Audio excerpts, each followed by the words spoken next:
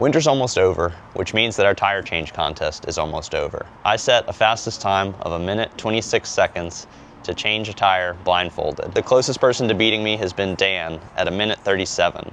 We're gonna up the ante a little bit by offering some even better prizes from the shop, our friends at Ale Bakery, and our friends over at Deeper Roots Coffee. So you'll have until our celebration of daylight savings time on March 9th to come in and beat whatever the new time that I set today is.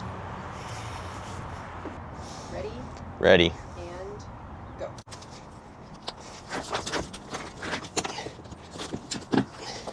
Tube's out. Tube's going back in.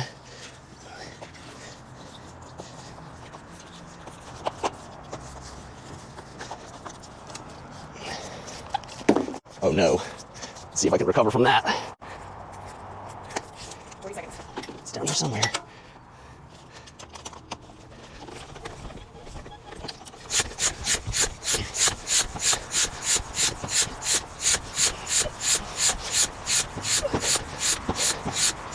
Going.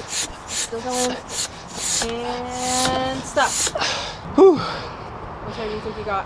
I hope I shaved maybe 8 seconds. Maybe I'm down to a 1:18.